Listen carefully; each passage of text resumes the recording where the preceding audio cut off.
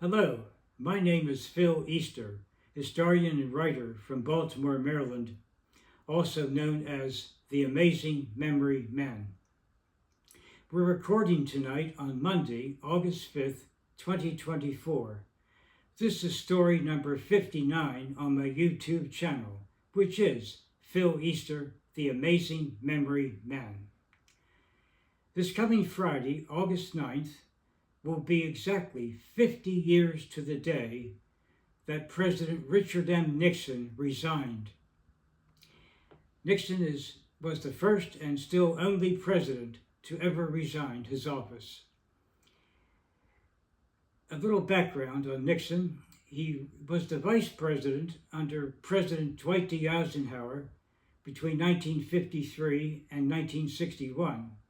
In the 1960 presidential election, he ran against Senator John F. Kennedy from Massachusetts, and Kennedy won the election by about 100,000 popular votes, one of the closest elections in American history.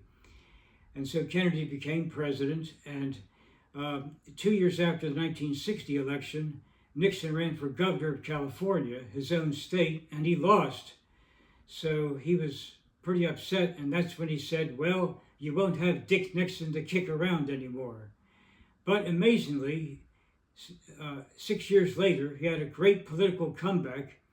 In 1968, he won the Republican nomination for president as a private citizen, not holding any office at that point, and defeated Vice President Hubert Humphrey in the 1968 presidential election, Humphrey, the Democratic candidate. And Nixon won the election and took office on January 20, 1969.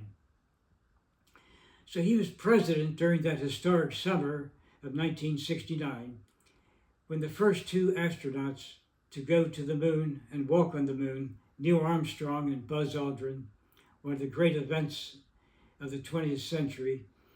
And he has his name.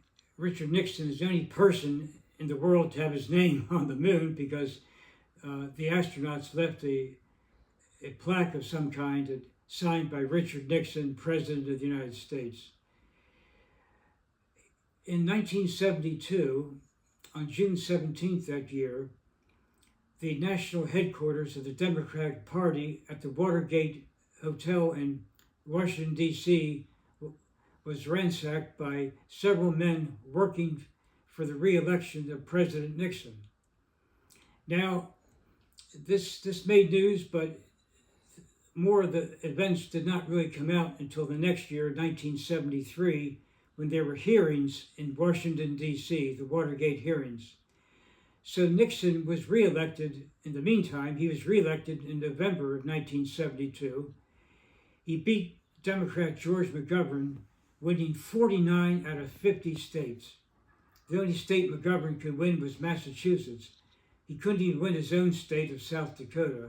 So Nixon won in a landslide, seemed to be very popular. But more about the Watergate event came out the next year at the hearings in Washington, D.C. And as a matter of fact, I went to one of those hearings in July of 1973.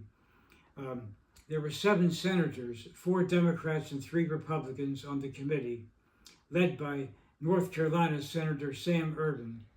And so it is believed that Nixon, we never completely are sure if Nixon ordered that break-in, I don't think, but one thing is for sure, he tried to cover it up, and that was wrong, and that was disgusting. He tried to cover it up for a long time. So eventually this led to pressure in 1974. By August of 1974, great pressure was put on him to resign. Even one of his favorite allies, Secretary of State Henry Kissinger, advised him that he should resign the office of the presidency. And so on the night of August 8th, 1974, Nixon went on national television announcing that the next day at 12 noon, August 9th, Gerald Ford would become president.